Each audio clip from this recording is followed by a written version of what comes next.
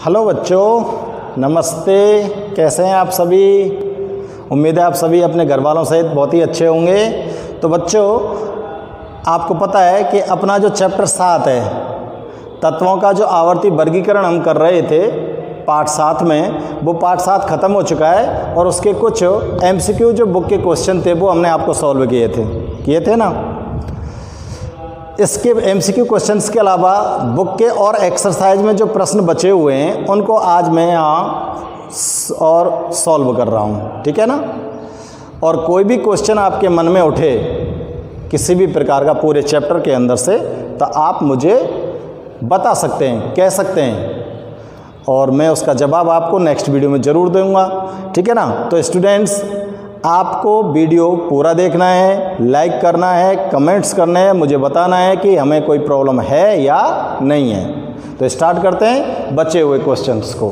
तो देखो, अति लघुतरात्मक प्रश्नों में से शुरू कर रहा हूं मैं। MCQ हमारे कंप्लीट हो चुके हैं। अति लघुतरात्मक प्रश्नों का पहला प्रश्न है जो क्वेश्चन नंबर 12 के नाम से है, ठीक है बच्चों, क्योंकि 11 तक आप लोग कर चुके हो। तो यहाँ पर मैं थोड़ा सा आपको याद दिलाऊं। बताओ, सर्वाधिक विद्युत ऋणता कौन से तत्व की थी? सर्वाधिक विद्युत ऋणता फ्लोरीन की थी। सर्वाधिक इलेक्ट्रॉन बंधुता किसकी थी? सर्वाधिक इलेक्ट्रॉन बंधुता क्लोरीन की थी, ठीक है ना। अति लघु आवर्त में तत्वों की संख्या कितनी है? 2 है। लघु आवर्त में कितनी है? 8। दीर्घ आवर्त में कितनी है? 18। अति दीर्घ आवर्त में कितनी है? 32। समझ आ रही है ना बात? पूरी आवर्त सारणी को कितने भागों में बांटा? 4 ब्लॉक में बांटा है। S block, P block, D block, F block. समझ के आ गई? ठीक है ना। S ब्लॉक के जो तत्व हैं वे कौन से वर्ग में हैं? पहले और दूसरे वर्ग में हैं। P ब्लॉक के तत्व कहाँ से कहाँ तक हैं? 13 से लेके 18 तक हैं। और D ब्लॉक के तत्व कहाँ से कहाँ तक हैं? 3 नंबर वर्ग से लेकर 12 नंबर वर्ग तक। वर्ग नंबर 3 से 12 तक D ब्लॉक के तत्व हैं। और आवर्त सारणी के नीचे जो लेंथेनाइड एक्टिनाइड श्रेणियाँ हमने लिखी हैं वे F ब्लॉक के तत्व हैं। बहुत ही इम्पोर्टेंट प्रश्न बोल रहा हूँ मैं आपके लिए, ठीक है ना। और अब ऐसे कुछ क्वेश्चन यहाँ पर दे रखे जिनमें पहला प्रश्न पूछा है कि थॉमसन के मॉडल का नाम बताइए, क्या नाम था? तो लिख रहा हूँ मैं, थॉमसन के परमाणु मॉडल का नाम प्लम पुडिंग मॉडल।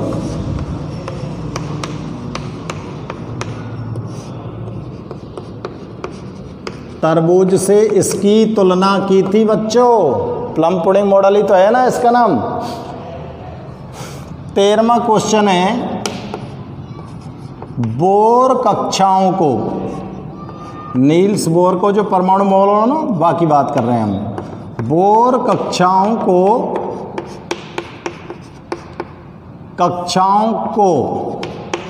या कक्षाओं का नाम किस नाम से जानते हैं? प्रश्न ये पूछ रहा है। बोर कक्षाओं को नाम पूछ रहे हो बेटा ये। तो बोर कक्षाओं को बच्चों हमने बोला था क्या? ऊर्जा स्तर। क्या बोला था नील्स बोर ने? अरे नील्स बोर ने नाभिक के चारों ओर जो कक्षाएं उपस्थित थी उनको क्या बोला था? कोष बोला था या ऊर्जा स्तर बोला था? या तो कोष कह सकते हो, कक्षा कह सकते हो, या कह सकते हो आप ऊर्जा स्तर, यानी कि एनर्जी लेवल। अंग्रेजी में बोलेंगे इसको एनर्जी लेवल, ठीक है ना।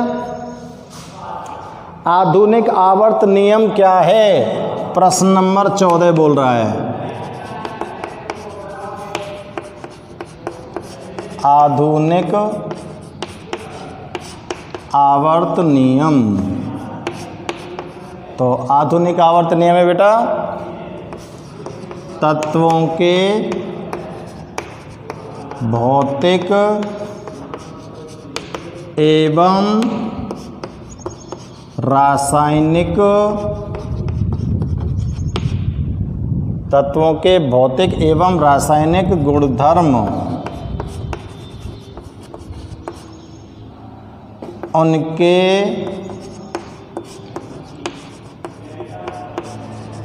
परमाणु क्रमांक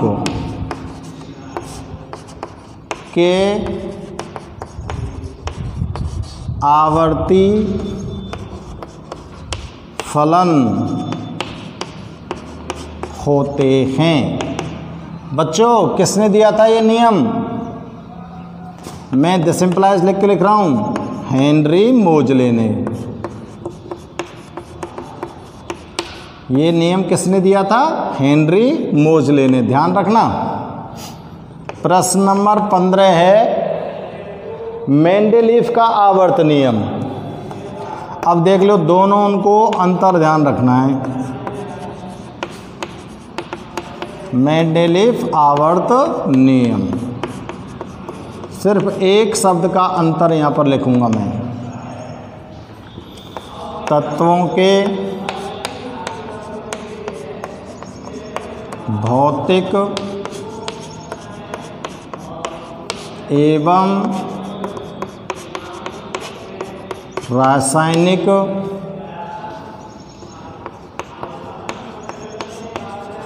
गुणधर्म उनके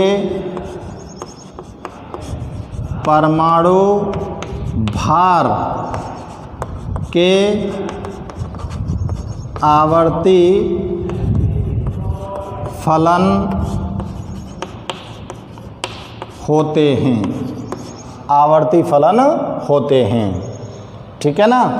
ये नियम कौन दियो बताओ? ये मेंडेलीफ ने दियो। तो कई को अंतर केवल इसने परमाणु क्रमांक लिया था मूल गुणधर्म, और यानी मूल गुणधर्म तत्वन को कौन सा लियो? परमाणु भार, ठीक है ना। अगला प्रश्न है बेटा 17वां, नहीं 17वां नहीं 16वां क्वेश्चन कह रहा है मेंडेलीफ ने तत्वों को उनके किस गुण के आधार पर आवर्ती क्रम में रखा? तो देखो जवाब कैसे लिखेंगे। मेंडेलीफ ने तत्वों को उनके परमाणु भार के आवर्ती क्रम में रखा, ठीक है ना। 17वां क्वेश्चन, 18वें वर्ग के सदस्यों को क्या नाम दिया गया है? 18वें वर्ग के सदस्यों का नाम। तो जितने को नाम है मैंने सब ने लिख रहा हूं मैं। देखो 18वें वर्ग थे बेटा, कहें एक तो शून्य वर्ग, ठीक है ना। एक कहें हम नोबल गैस, एक बोल सकते हैं हम उत्कृष्ट गैस, और इनको बोल सकते हैं हम अक्रिय तत्व, ठीक है। लेकिन आपको अगर वर्ग का नाम पूछा गया तो ये वाला जवाब लिखना है। ये नाम भी आपको ध्यान में रखने हैं। अगर इन नामों से पूछ लिया जाएगा भाई नोबल गैस कहाँ है, उत्कृष्ट गैस कहाँ है, अक्रिय तत्व कहाँ है आधुनिक आवर्त सारणी में, तो फटाफट से बता देंगे। 18वें वर्ग में 18वें वर्ग के तत्व कौन से हैं? देखो हीना, नीना और करीना की जीरोक्स रानी। कैसे याद रखे मैंने? याद रखो, हीना, नीना और करीना की जीरोक्स रानी। Helium, neon, argon, krypton, xenon, radon, ये सब के सब 18वें वर्ग के तत्व हैं, जिनके शून्य वर्ग के तत्व कह रहे हैं हम। चलो सब अगले प्रश्न की बात करें। डी ब्लॉक और एफ ब्लॉक तत्वों का अन्य नाम क्या है? 18वां प्रश्न बड़ा ही इंपॉर्टेंट प्रश्न है। डी ब्लॉक के तत्व का अन्य नाम।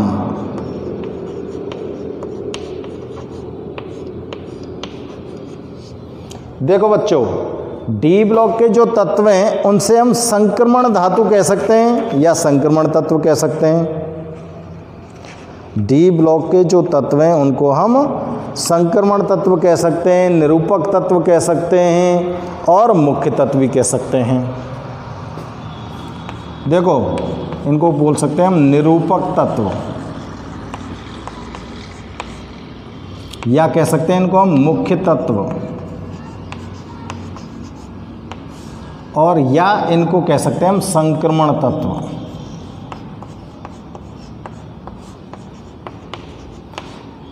धातु तत्व, धातु हैं सब, संक्रमण धातु तत्व। कोई से नाम ध्यान रख सकते हो, निरूपक तत्व भी बोल सकते हैं, मुख्य तत्व भी बोल सकते हैं, संक्रमण धातु तत्व भी बोल सकते हो। एफ ब्लॉक के तत्व का अन्य नाम। एफ ब्लॉक के तत्वों के अन्य नाम है भैया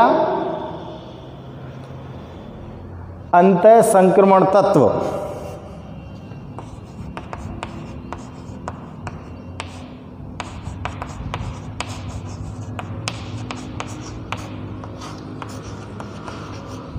अंतः संक्रमण तत्व,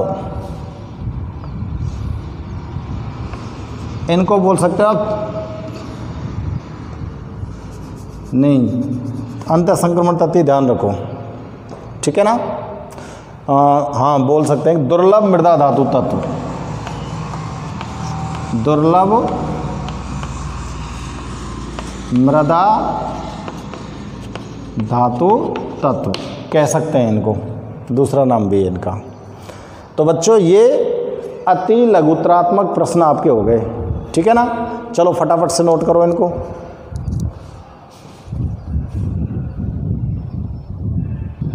अगला प्रश्न है भैया 19वां। 19वां क्वेश्चन कह रहा है कि धातु, अधातु, उपधातु। अगला प्रश्न है धातु, अधातु और उपधातु का आधुनिक आवर्त सारणी में स्थान बताओ। आधुनिक आवर्त सारणी में तीनों चीज़ धातु, अधातु और उपधातु कहाँ पर स्थित है, ठीक है। तो देखो, आधुनिक आवर्त सारणी के वर्ग 13 पहुंच गए। वर्ग 13 पे आधुनिक आवर्त सारणी कैसे बने।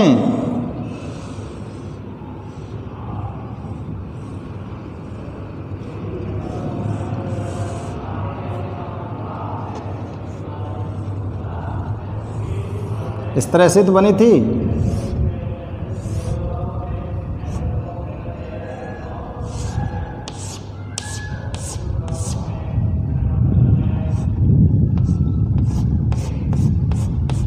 ऐसे ही तो थी भाई, यही तो थी ना। इस तरह से जो लाइन खींचती थी आपने। तो देखो 1 2 3, सॉरी 1 और 2,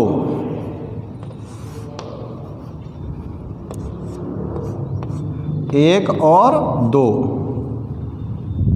और देखो 3 से लेके 12 तक, फिर 13 और यहाँ 17 और यहाँ 18। लाइन कम है सकें, मैं रफली बता रहा हूँ। वर्ग 13 में ये देखो E S block, E D block, E P block और नीचे कौन सा ब्लॉक, एफ ब्लॉक, ठीक है ना। अब वर्ग 13 पे आ जाओ, ध्यान करो। वर्ग 13 पे तो चलो न्यू एक ऐसी टेढ़ी मेढ़ी रेखा चल रही है, देखो न्यू सिड्डी नुमा चल रही नहीं कैसे टेढ़ी मेढ़ी रेखा। ये जो टेढ़ी मेढ़ी रेखा है ये धातुओं को अधातुओं से अलग करती है। ये जो टेढ़ी मेढ़ी रेखा है ये क्या करती है, धातुओं को अधातुओं से अलग करती है। या टेढ़ी मेढ़ी रेखा थे या साइड में, ये कौन सी साइड है गई, बाईं साइड, ठीक है ना। और ये कौन सी साइड है बेटा, दाईं साइड। तो टेढ़ी मेढ़ी रेखा के बाईं ओर तो सब धातु तत्व हैं और टेढ़ी मेढ़ी रेखा के दाईं ओर अधातु तत्व हैं। ध्यान से समझ लीजिए। और ये जो टेढ़ी मेढ़ी रेखा आ रही है ऐसे या के आसपास, जहाँ मैं पॉइंट लगा रहा हूँ बिन जगह की बात करूँ, यानी कि यहाँ यहाँ यहाँ पे यहाँ पे यहाँ पे यहाँ पे यहाँ पे यहाँ पे ऐसे आसपास जो तत्व मौजूद हैं वे सब उपधातु हैं। ध्यान से समझ लीजिए, पूरी तरह से ध्यान में आ जाएगा। वर्ग 13 से लेके एक टेढ़ी मेढ़ी रेखा आ रही है, टेढ़ी मेढ़ी रेखा के बाईं ओर आएंगे तो सबरे तत्व कौन से हैं, धातु तत्व। टेढ़ी मेढ़ी रेखा से दाईं ओर कुछ जाएंगे तो कौन से तत्व हैं, अधातु तत्व। और टेढ़ी मेढ़ी रेखा के आसपास कौन से तत्व हैं, उपधातु तत्व उपस्थित हैं। तो बताओ आधुनिक आवर्त सारणी में धातु, अधातु और उपधातु तीनों की उपस्थिति को पता लगे हो कि नहीं लगे हो, लग गया ना, ठीक है। मिटा देता हूँ इसको और लिखते हैं उत्तर को।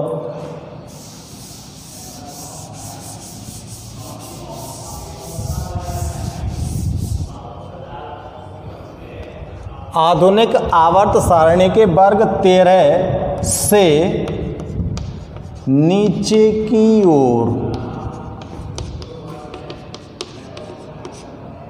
नीचे की ओर एक टेढ़ी मेढ़ी रेखा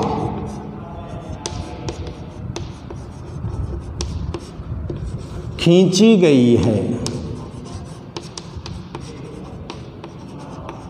ठीक है ना। इस रेखा या तो जिगजैग रेखा कह दें बेटा हम, जिगजैग रेखा के, जिगजैग रेखा के बाईं ओर सभी धातु तत्व उपस्थित हैं तथा इस रेखा के दाईं ओर, रेखा के कौन सी ओर, दाईं ओर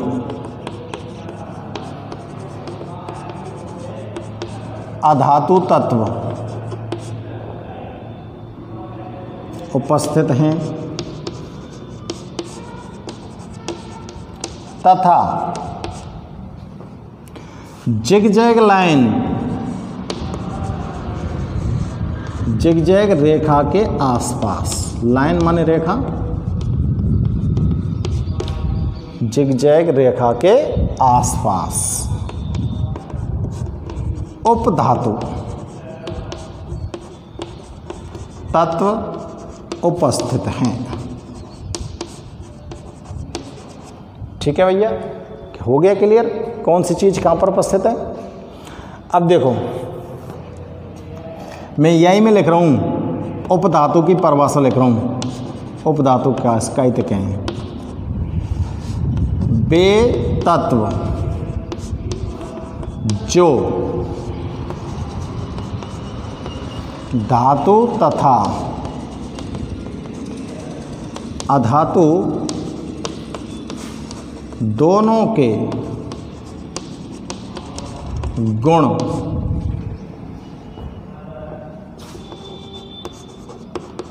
प्रदर्शित करते हैं, उनको उपधातु कहते हैं। और बेटा ध्यान रखना है, उदाहरण silicon, germanium, arsenic, polonium etcetera. बहुत थे गई, ठीक है ना। ये उपधातु है गई भाई साहब। अब देखो भैया, बात की जा रही है क्वेश्चन नंबर 20। इलेक्ट्रॉन लब्धि एंथैल्पी की, या को दूसरो नाम का है बेटा, ध्यान हुए तो इलेक्ट्रॉन बंधुता। इलेक्ट्रॉन लब्धि एंथैल्पी को दूसरा नाम कहा है इलेक्ट्रॉन बंधुता या की परिभाषा। किसी उदासीन गैसीय परमाणु के बाह्यतम कोश में एक इलेक्ट्रॉन ग्रहण कर ऋणायन बनाने पर मुक्त होने वाली ऊर्जा को इलेक्ट्रॉन बंधुता कहते हैं। ध्यान कर लो, लिख चुके हैं परिभाषाएं हम। इलेक्ट्रॉन बंधुता की परिभाषा आपने लिखी है, तो मैं भले लिख दूँ यहाँ, किसी उदासीन गैसीय परमाणु, किसी उदासीन गैसीय परमाणु के बाह्यतम कोश में एक इलेक्ट्रॉन ग्रहण कर ऋणायन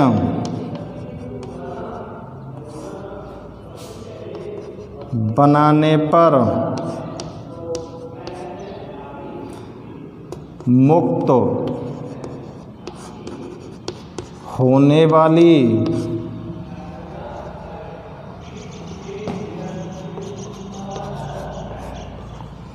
ऊर्जा को इलेक्ट्रॉन लब्धि एंथैल्पी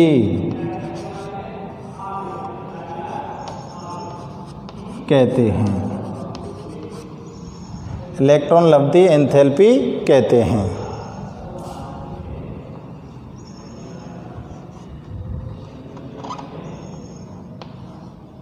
ठीक है।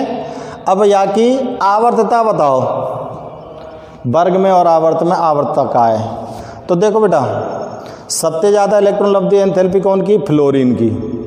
ठीक है ना। तो आप इतने आवर्त में थे और इधर को जाएंगे, बाएं थे दाएं जाएंगे। ठीक है ना। तो मैं यहाँ शॉर्ट में लिख रहा हूँ आवर्त में, बाएं थे दाएं गए, बाएं से दाएं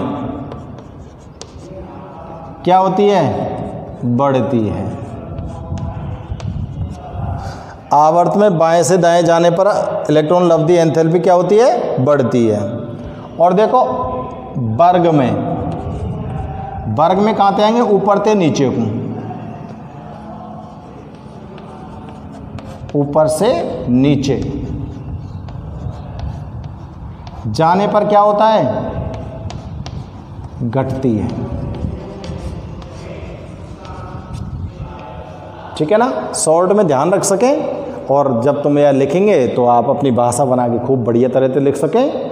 लेकिन आपको याद करने का एक तरीका है छोटा सा, उससे आप ध्यान रख सकते हो, इसको रख सकते हैं ना। तो बच्चों फटाफट से नोट करो आप इनको। देखो थोड़ा सा एक क्वेश्चन और समझा देता हूँ आपको मैं। वान डर वाल त्रिज्या। वान डर वाल बेटा वैज्ञानिक को नाम है, और व्यायाम दर्शावें आर डब्ल्यू से। आर तो त्रिज्या है रेडियस और डब्ल्यू है वो वान डर वाल को प्रतीक, ठीक है ना। तो देखो ठोस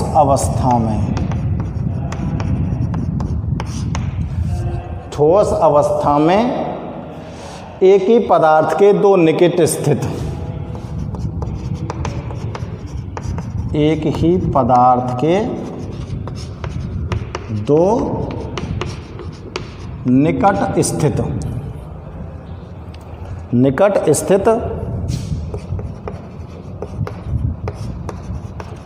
अनावंदित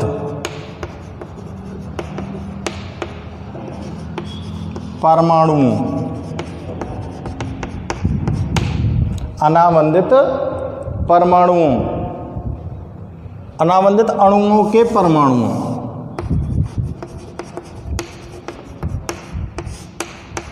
अणु के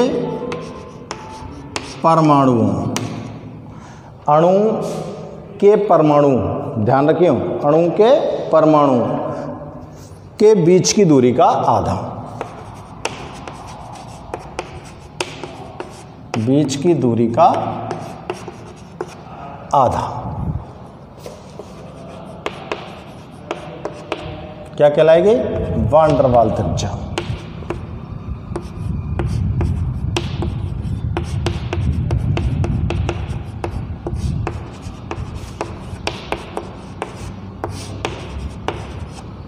ठीक है, वान डर वाल त्रिज्या कहलाती है। तो देखो बेटा, यह पढ़ो ढंग से। ठोस अवस्था में एक ही पदार्थ के दो निकट स्थित अनावंदित परमाणु, जैसे ये ठोस है, या में निकटतम स्थित दो अणु हैं, वे आपस में बंध ना बनाए हुए हैं, ठीक है ना। और एक अणु में कम से कम दो परमाणु जरूर होंगे। अणु का निर्माण जब तो होगा जब परमाणु दो मिलेंगे। तो देखो, एक अणु और ये दूसरा अणु, भाई दोनों अणुओं के बीच में बंध बनेगा, दोनों परमाणुओं के बीच में, तभी तो अणु का निर्माण होगा, ठीक है ना। ये तो एक अणु है गो, और मैं अब दूसरा अणु बना रहा हूँ, ये दूसरा अणु है गो, या कोई एक परमाणु या कोई एक परमाणु, दोनों परमाणु ने आपस में बंध बना के एक अणु बना लियो। इन दोनों परमाणु ने आपस में मिलके एक अणु बना लियो। तो ये अणु नंबर 1 और अणु नंबर 2, दो अणु है, दोनों में बंध नहीं बन रहा है, लेकिन निकटतम स्थित है, बंध थोड़ी बन रहा है, निकटतम स्थित है। अणुओं के परमाणुओं के बीच की दूरी का देखो, या को केंद्रीय या को केंद्रीय, इन दोनों परमाणुओं के, या अणु को ही परमाणु आगो और या अणु को ही परमाणु आगो, दोनों परमाणुओं के बीच की दूरी का आधा, ये दोनों परमाणुओं के बीच की दूरी आ गई अब तक तो। और या को आधो करो, ये या को आधो है वो, तो ई जो त्रिज्या कहलावेगी ये क्या होगी? वान डर वाल त्रिज्या। समझ में आ गई बात? चित्र के माध्यम से आपको समझ में आ जानी चाहिए, ठीक है ना। अब देखो, ऐसी एक त्रिज्या और बता दूं आपको, सहसंयोजक त्रिज्या।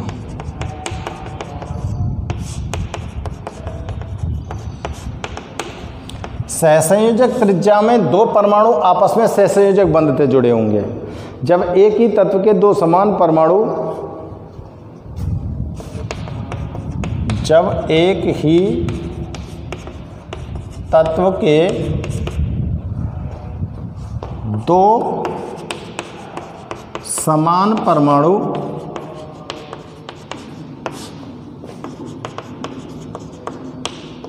सहसंयोजक बंध से जुड़े हों, सहसंयोजक बंध से जुड़े हों, तो दोनों परमाणुओं के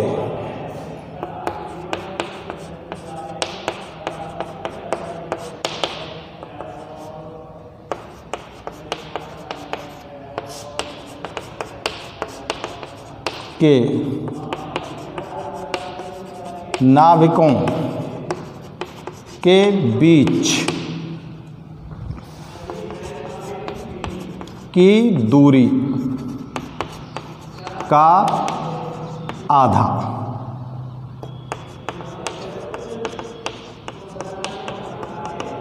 सहसंयोजक त्रिज्या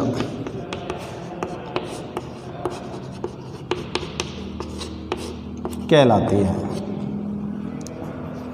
तो देखो, एक ही तत्व के दो समान परमाणु, जैसे क्लोरीन Cl2, समझिए बेटा ढंग से, दो परमाणु हैगे एक ही तत्व के, क्लोरीन के दो परमाणु हैगे ना, क्लोरीन को एक परमाणु